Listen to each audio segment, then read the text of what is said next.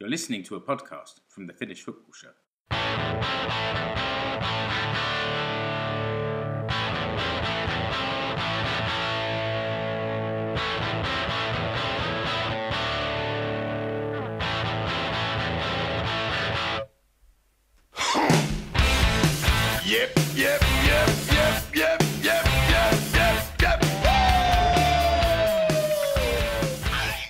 Yes, it's the Finnish Football Show.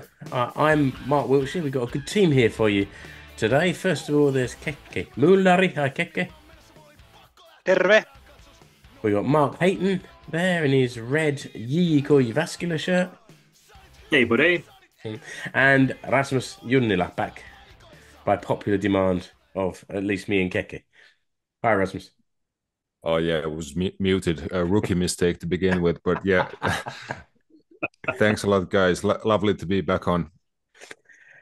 So we're just a few days ahead of the home double for the Huuhkajat as both Ireland and England visit Stadi. We're going to be looking forward to these two fixtures as Finland look to secure their first points in this Nations League competition. Keke wanted to look back at the previous couple of games in a little bit more detail because we all summarised it individually after the game, fresh after the game. But now with a little bit of time, let's have a look back and let's see what kind of conversation Keke sparks. And we've also got a little cameo from Ali, who's going to be our man in the stands down in Helsinki for the next few days. So we'll hear what his thoughts are looking forward as well. But just to remind you, those previous two games didn't go that well for Finland. It was a 3-0 away defeat in Greece, followed by a maybe more creditable 2-0 away defeat to England. Creditable or not, the table currently sees Greece at the top with 6 points from 2 games, a +5 goal difference. England second, 6 from 2 with a +4. Republic of Ireland third with no points and -4 goal difference. And Finland at the bottom, no points from 2 and -5 goal difference. Keke, what did you want to discuss, or what thoughts did you have about those previous couple of games? Yeah, I mean, first of all, it was great to see everyone at Wembley. We had a really good night. It was great to have a pint with you, Mark, and Sato as well, and meet everybody. But I think we may have discussed this while we were drinking and getting a few bits of podcast out before that match. But I think after that Greece display, I think we were all a little bit nervous going up to Wembley. I mean, the fans were all in fine voice. We had a cracking ride up, walked down to King's Cross Tube, and then it was in the middle of the rush hour, so all the commuters were a bit bemused by however many hundreds of Finland fans piling on the Metropolitan line, singing and shouting. So that was really fun. But I think in our heart of hearts, we can admit to being a little bit nervous after the Greece game, going up to Wembley and thinking, "Oh my God, what are this England side going to do to us?" But you know, it got to half time. It was 0-0. It may have been a little bit backs to the walls, but I really think the defence played out of their skin. You could see how hard the guys were working.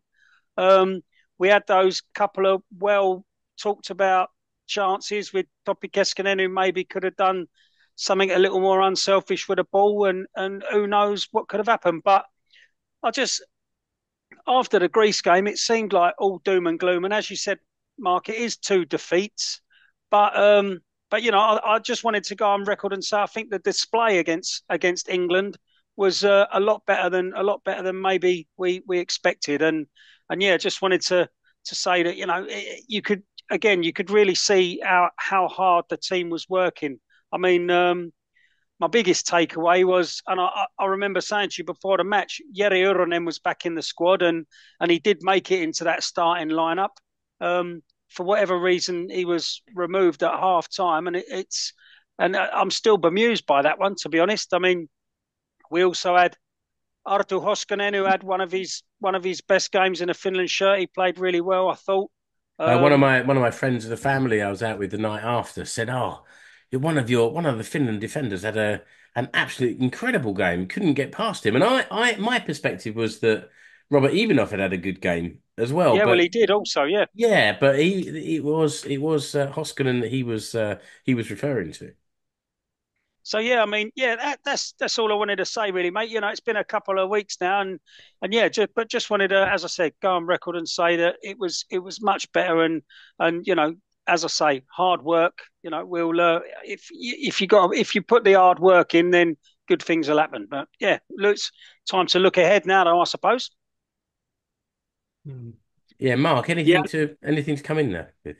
yeah. I mean, I think, I was pretty upset after the Greece defeat, and then Mm, sort of like with a bit of difference and or a bit of distance, sorry, thinking about it, I think one of the things that happened was that they tried to coach it in a kind of a new way, a lot more like, if anybody's familiar with the Premier League, then a bit more like sort of Brighton, Sheffield United, sort of like try to soak on pressure and then quickly play through and be a little bit more technical on the ball. And what happened is we got a slap in the face against Greece, and we just didn't really react. We sort of got stuck between playing the new way and trying to play kind of like an older long ball like approach that neither one of them really worked.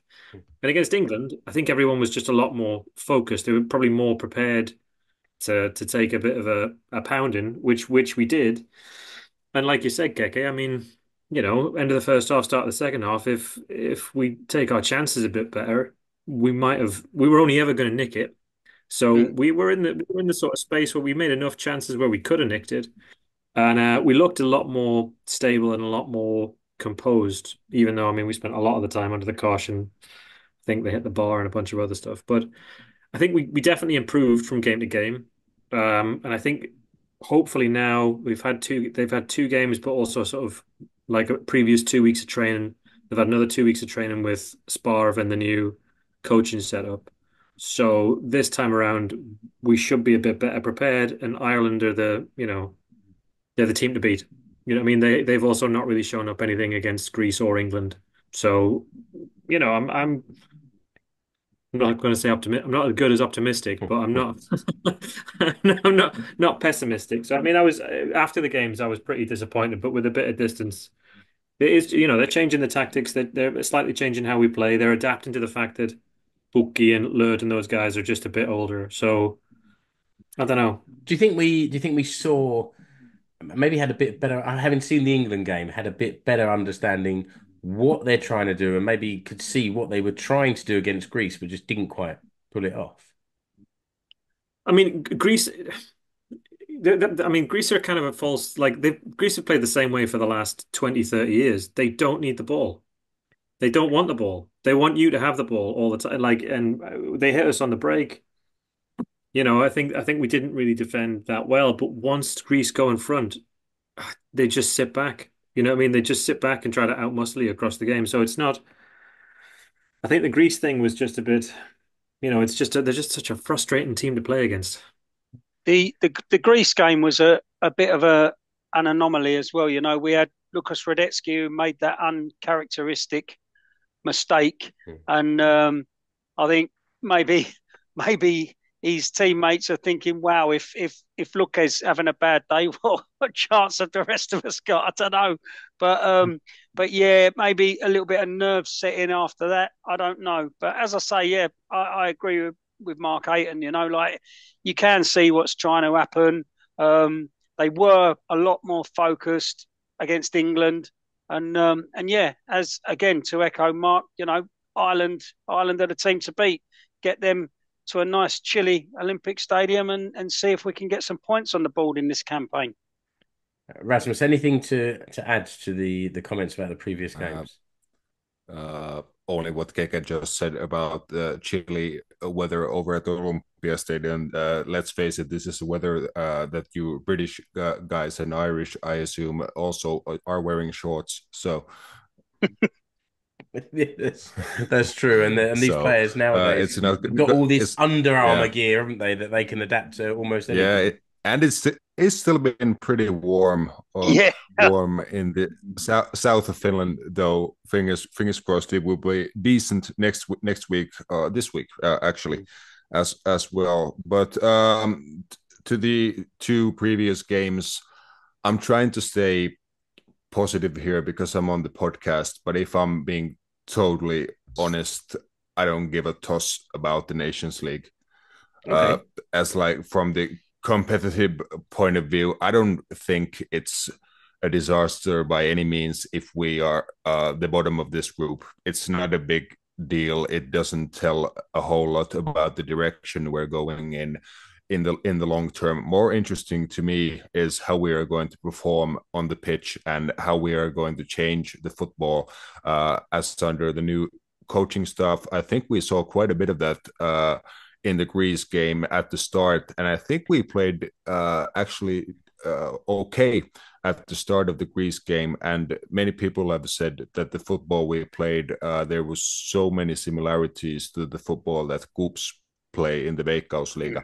And Jani Honkavara seems to have a big say on the footballing structure that we're trying to form on the ball and as well off the ball. So there were quite a few similar things if you watched a bit of Cups this season, but there was some interesting elements. I think the midfield, for example, looked decent in the first half. Peltola and Schuller as the double pivot worked out quite nicely. At times, I think they kept the ball moving. There was good distances between them, and the distances on the ball were a whole lot better. We can keep the ball with short passes and move it from side to side, and sometimes even penetrate in between the lines with Kamara and Lud being good players to do that stuff. But there were quite a few things that didn't think functioned that well. For example, the right wing,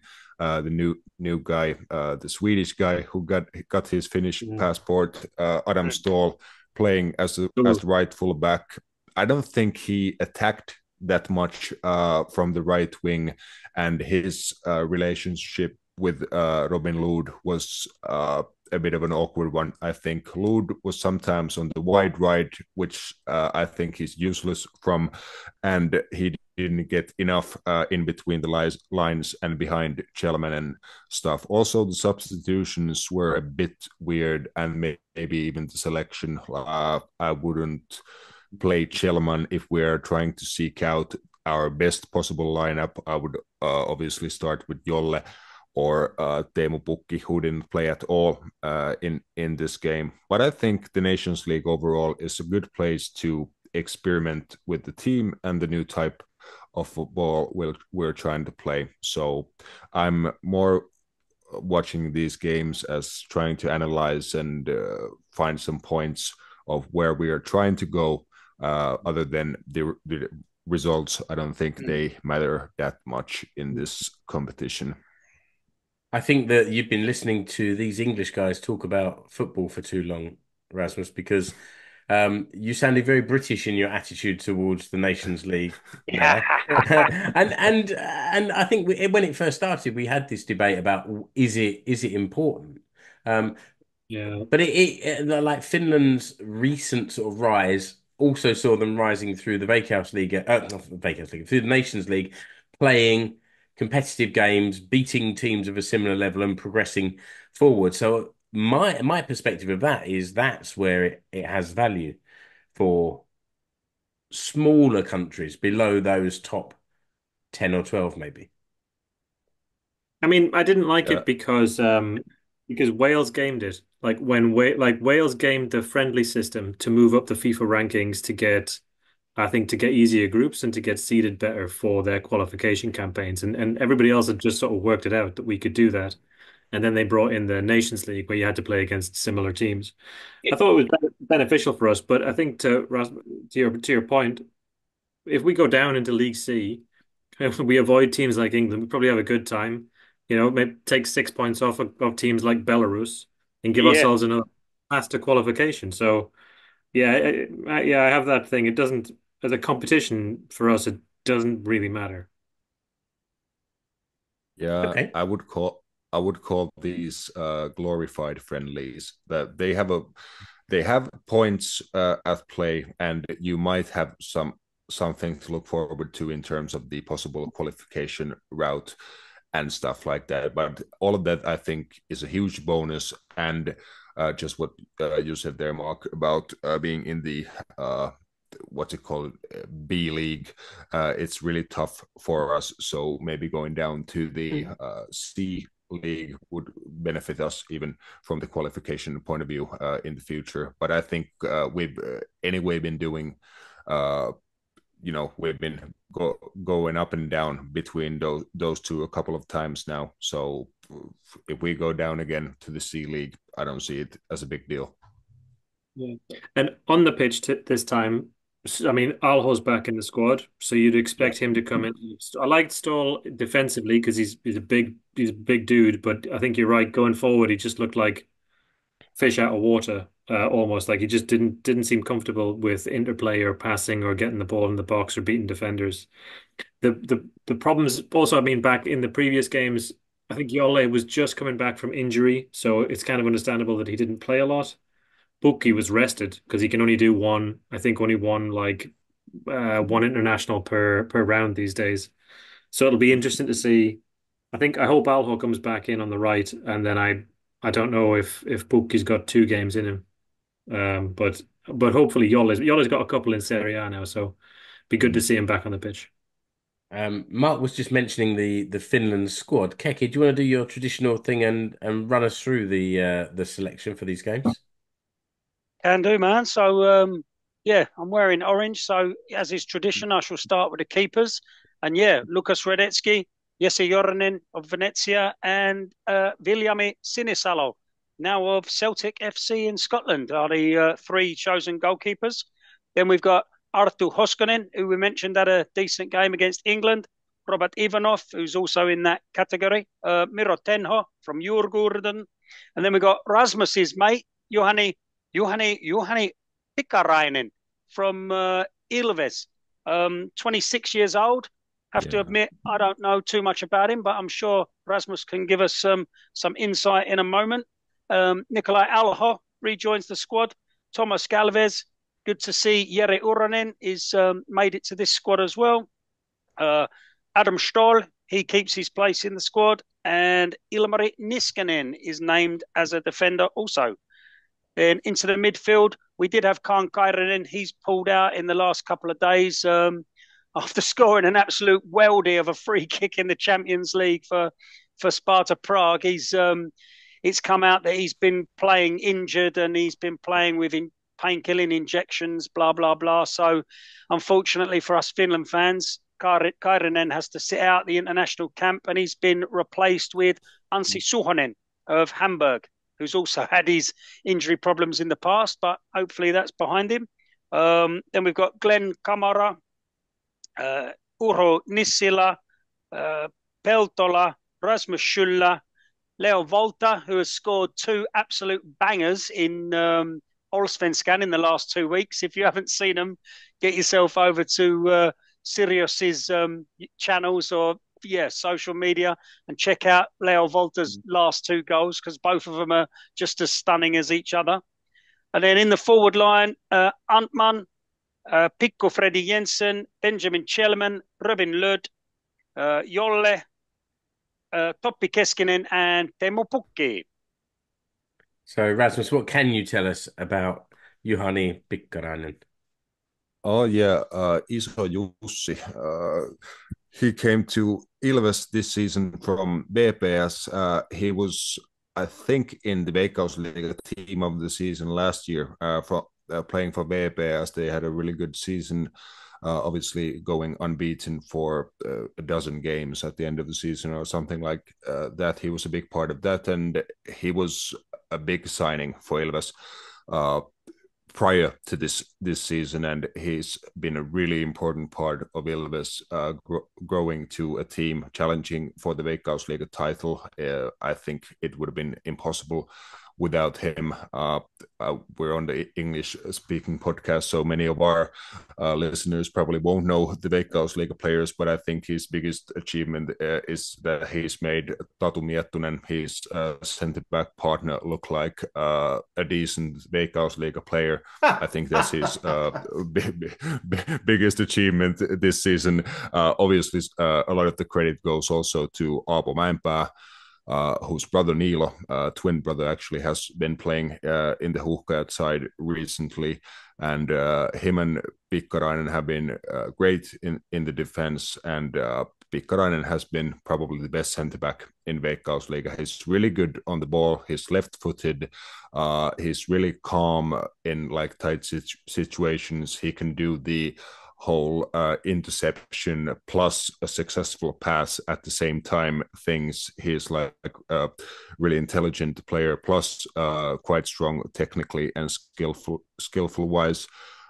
He's not the fastest at all. Actually, he's decent at Veikkausliiga level, but I think he'd be a bit found out pace wise in the international game. But that can be, of course, looked after by the tactical setup and the other players that play. But I don't expect him to play that much, but a great thing for him to be called up to the team and to have the experience to train with the national team. And who knows, he gets few minutes. I don't think he'd let anybody down. Thanks for that, Rasmus. It gives me something to look out for. Rasmus, just wanted to ask you, do you think that that Pikkarainen being called up, is this something to do with Jani Honkavaara's involvement in Finnish national team, with Honkavaara being more familiar with Veikkausliiga maybe, or do you think it's I mean he's 26 already, I believe, so is it he's had a couple of youth like younger level appearances or call-ups for Finland, so do you think like Rive was already aware of him, or is it something that Jani Honkavaara maybe has said, hey, we need to give this guy a chance? A lot of the times players from Veikkausliiga get overlooked in the national team if they don't play for HJK. I think there's been quite a few HJK players over the years getting their debuts at different stages of their career, but it's pretty rare that a player from another team gets picked, and I think that speaks volumes of the football that Ilves has been playing this season, not only in Veikkausliiga but also in Europe. They faced quite tough opponents in Austria, Vienna and Djurgården, and did really well against. They beat Vienna over two legs in penalty shootout at the end, and then made a good fight with Djurgården. And I think many of the players have been noticed from that, and the national team call-up might have something to do. I don't know who has been whispering in whose ear, but maybe it could be one of the last windows for Pikkarainen to move abroad. So getting recognition on the international stage might do wonders for his career. He might even have a transfer to abroad in him in the next, I'd say, maybe even 6 months. Okay, we'll have a chat in a minute. We've alluded to thoughts about the Ireland game, but let's first of all hear what Ali has to say about that upcoming or both the upcoming fixtures. Hello, I also wanted to just have a little chat and put my opinion across about the two upcoming Huuhkajat games, at home to the Republic of Ireland and at home to England. I mean, starting with the game against the Republic of Ireland, I think it's a must-win. There's no other excuse for it. I think a draw would be a bad result. It's not a good Irish team at all. There's a couple of players that are, fairly decent, but this is not an Irish team that scares me or should scare Finland. And it's these players don't have international tournament experience. Previous Irish teams were qualifying for quite a few, at least European championships, but I mean this is not a team that is doing that. So Finland have to get the 3 points. it would be great if they can get a few goals, but I would take a scrappy 1-0 win, to be honest, because I think they just need to get those 3 points. Ahead of the England game, it would be nice to have those 3 points, because playing England, Finland v England is obviously a great spectacle for a lot of us for obvious reasons, but England are one of the best teams in Europe. They have been. You look at 2 finals of the European Championship, quarter-final of the World Cup, semi-final Nations League, a few years ago. So it's going to be really hard, but it's going to be fun, and I think it's going to be a fantastic atmosphere. England will bring a lot of fans as well. I'm sure there'll be a couple of sneaky English locals in the Finnish end as well. Of course, I am one of those, but I will be rooting for Finland. Of course I will. So yeah, really looking forward to that game. Getting some points would be a bonus as well. But I think the management team really need to be looking at the Ireland game, get the win, get the confidence up, hopefully get a couple of goals, and then go into that England game with some confidence, because the first half of the game at Wembley was pretty good. I mean, yeah, Topi Keskinen had a couple of chances, and yes, of course, it was mostly a defensive display, but that's what's going to happen when you're playing a team of England's calibre. So, yeah, very excited, as I'm sure we all are. And, yeah, come on the boys. Okay, thanks, Ali. So, like we've suggested, Ali's saying that the Ireland game is a must-win. Mark, what are you... I'm expecting you to agree with him, but I'm interested to hear in which ways you might agree with what Ali's thinking. I mean, I agree wholeheartedly with every single word that Ali just said. I mean, I think, yeah, I think like I am a big believer that we'll have like a bit more coaching under our belts and a little bit more composure than we had in the first 2 games, as we talked about. I do think that Ireland struggle. Well, I mean, this current version of the Ireland team, they struggle with and without the ball. Like they're not particularly talented in many directions, and I know I hope to God that doesn't come and bite me in the backside like after this one. But what they showed against Greece and what they showed against England is they'll try to make the game messy. They'll try to make it physical. They'll try to sort of dominate with rough tackling and sort of barging the ball. And that's probably going to play well for us because we like to keep the ball. We like to move it around. These days, our players are a little bit more streetwise, right? So they can win possession higher up in the pitch. And I think we move the ball quicker than they'll be able to sort of ram us with their physicality.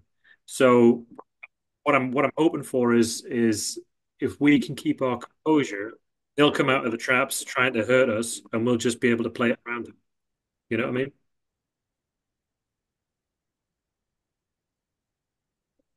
Rasmus? Uh, I don't know exactly what to expect from Ireland, to be fair, but it would be interesting to see the lineup of Huuhkajat, and maybe the. I think there will be again quite a heavy rotation between the games as the turnaround isn't that big. It's only a couple of days in between the matches, actually. So there will be probably quite a few changes between the matches, but I think this will be the game to go for, as in trying to field our strongest possible lineup and maybe to seek the ways that we can win games at home and to create problems for the opposition. I hear Teemu Pukki has been actually spending time in Finland for almost a week now.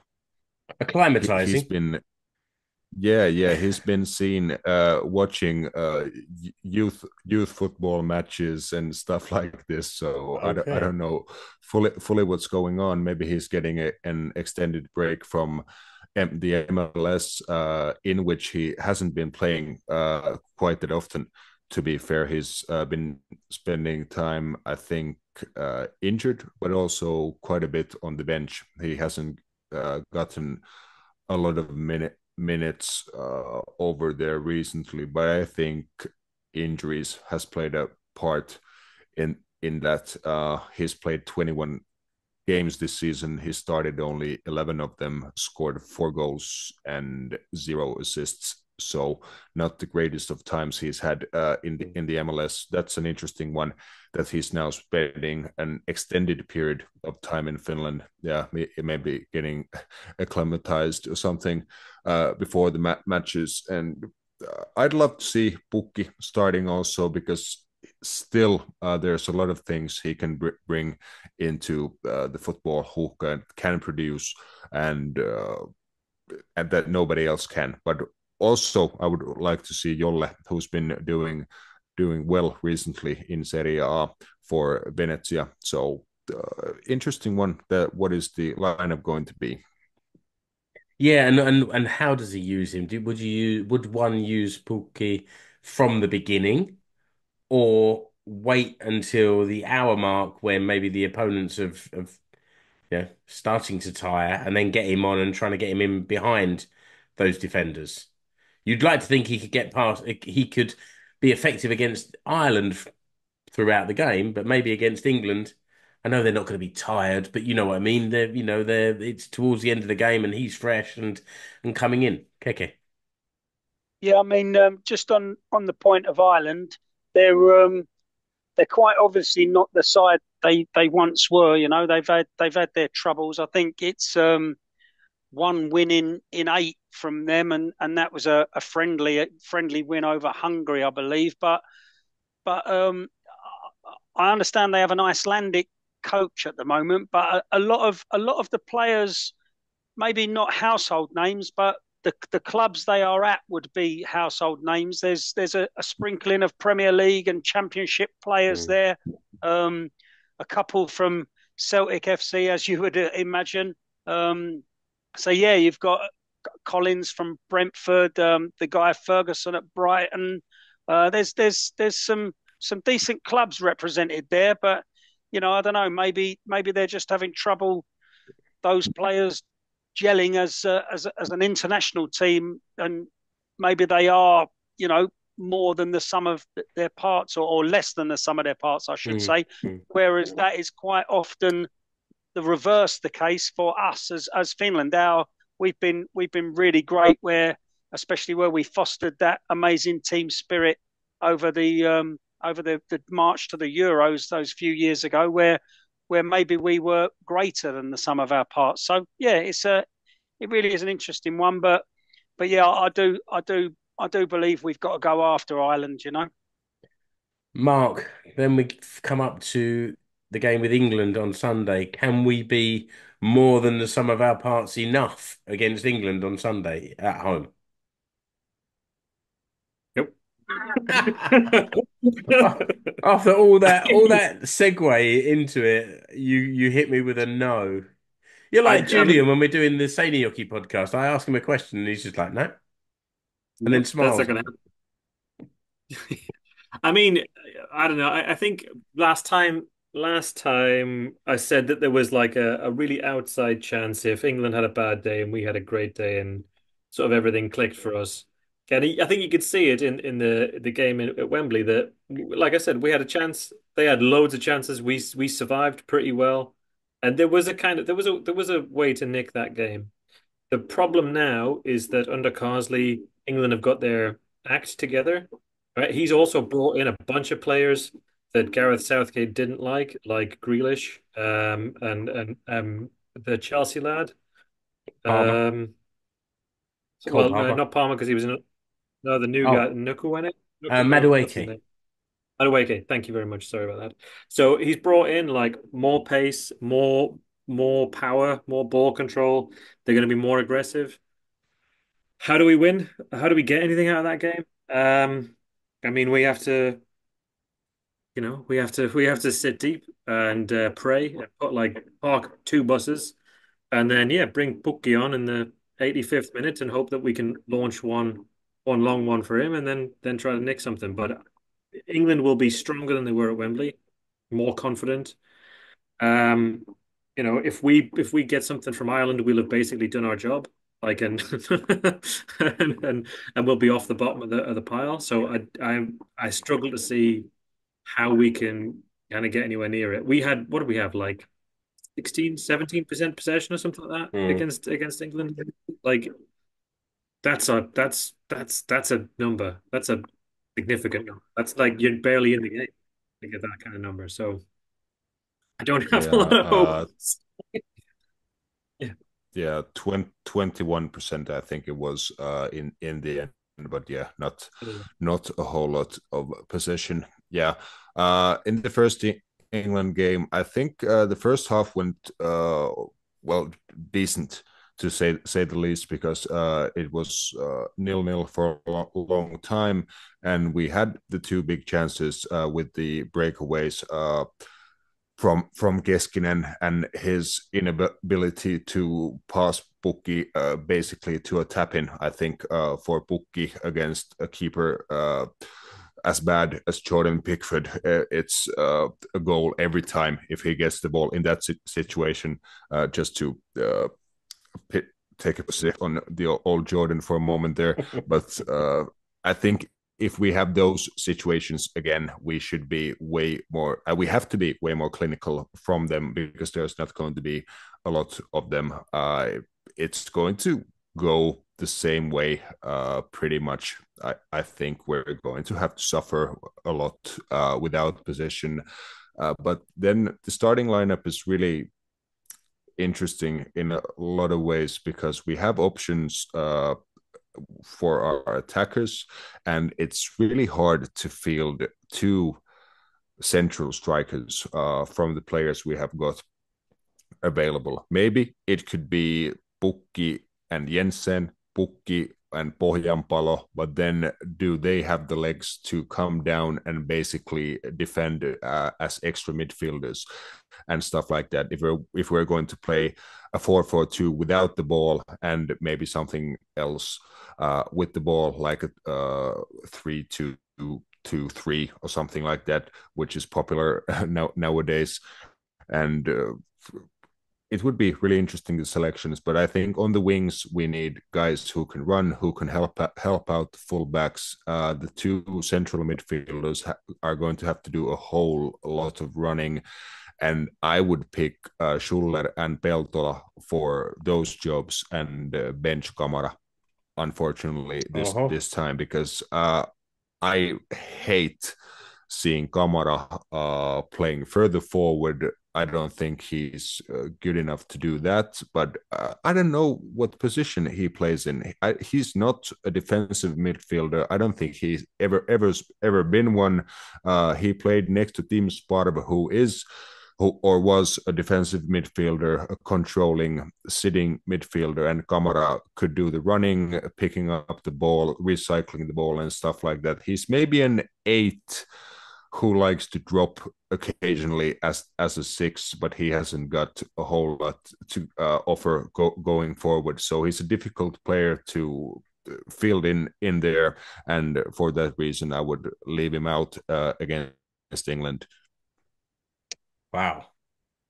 Yeah, I Big. mean, I think he has struggled quite a lot recently partly because the switch to Leeds didn't work out, and the back end of his time at Rangers was really sort of struggled.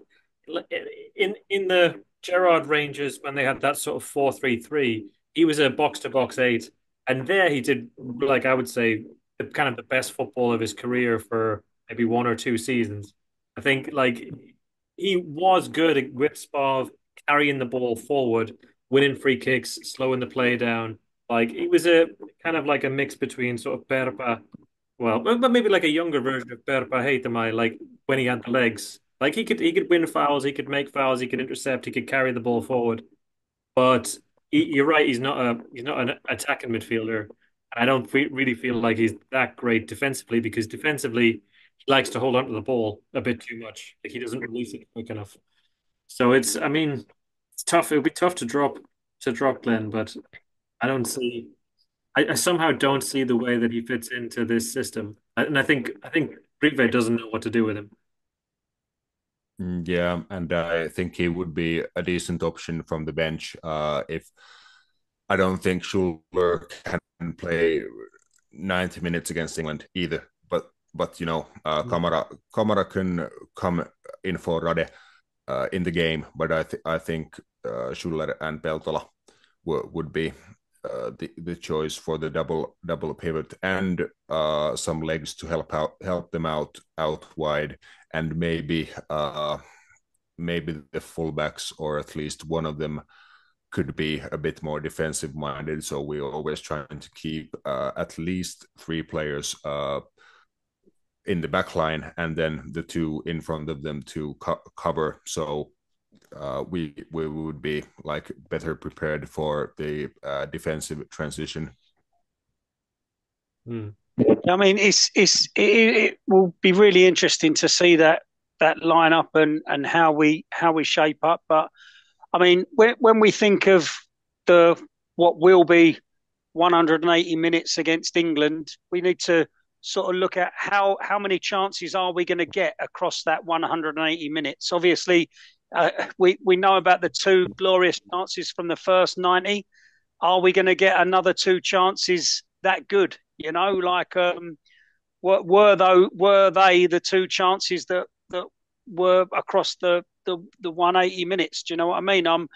Obviously I hope that we do get another couple of chances like that, and this time we managed to finish them. But yes, it's I think what Mark said. I think England will be confident.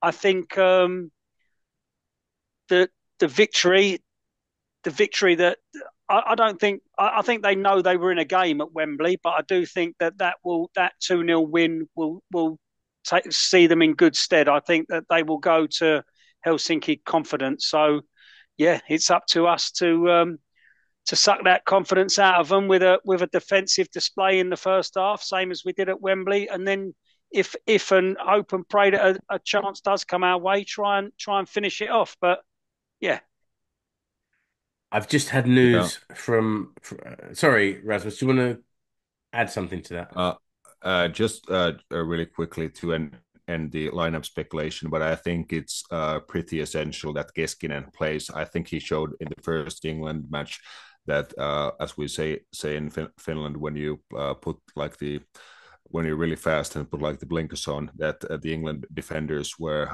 jäi kun tikku paskaan.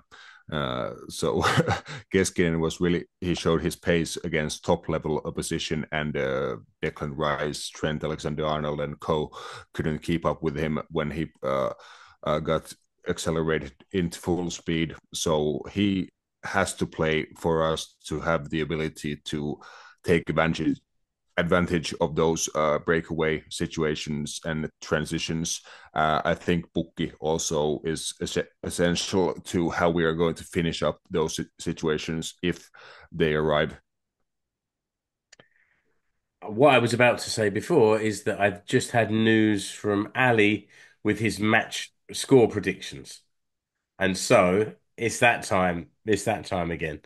I'll lead off with Ali's predictions. He's saying Finland 2, Ireland 1, and then Finland 1, England 1.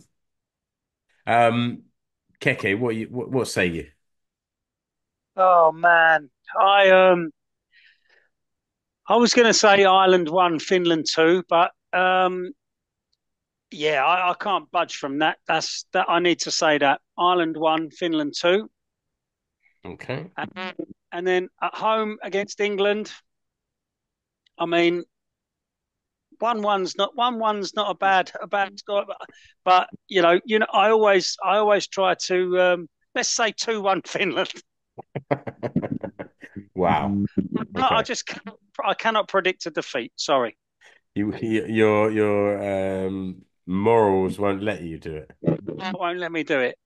Mark, what are you saying?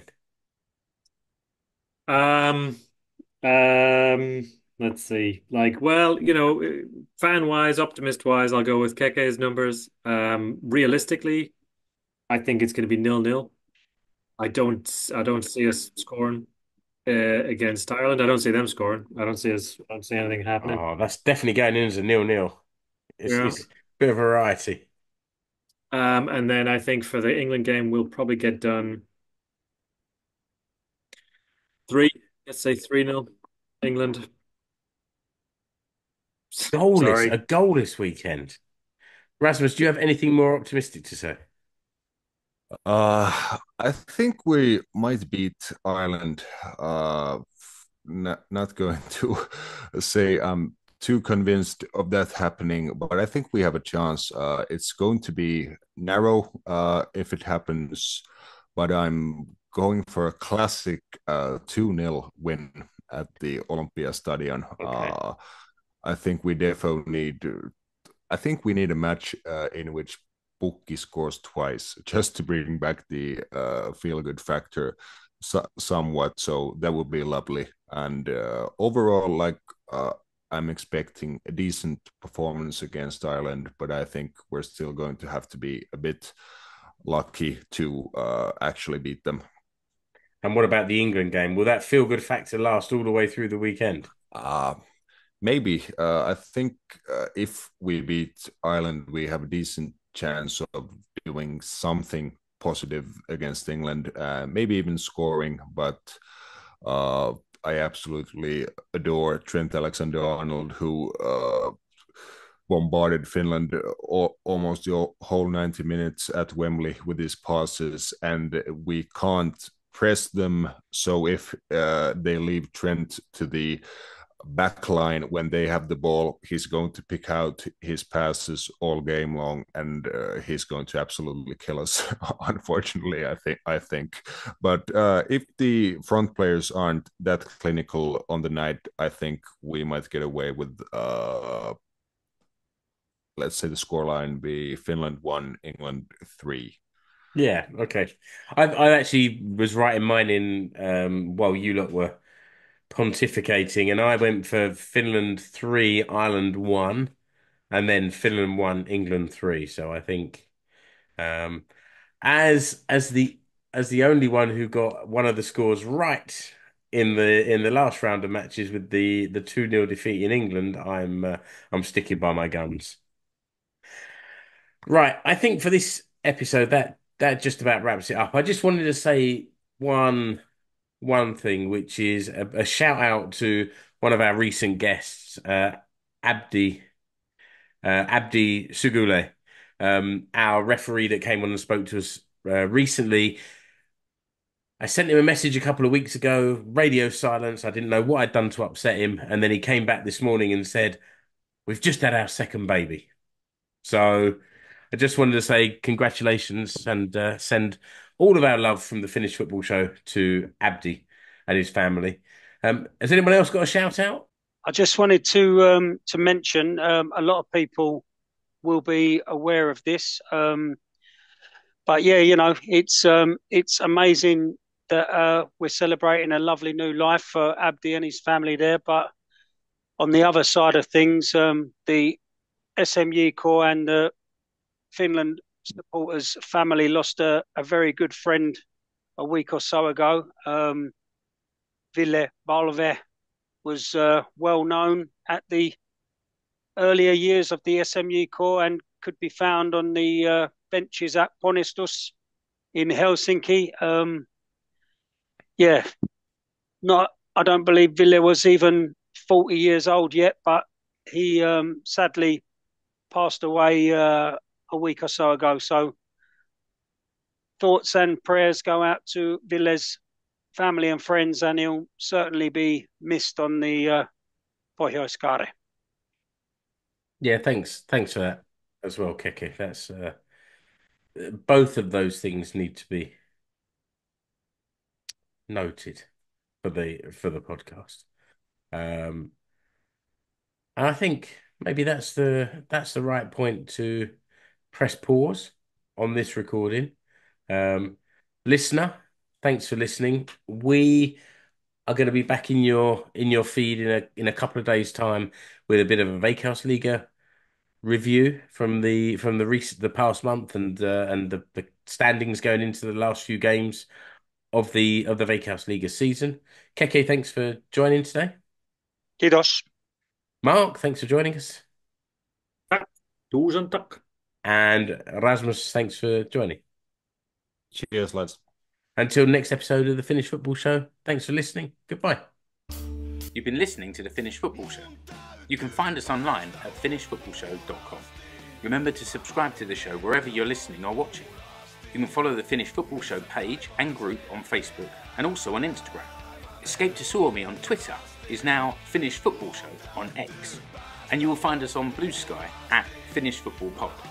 See the links in the episode description, along with the links to the Finnish Football Show merch stores.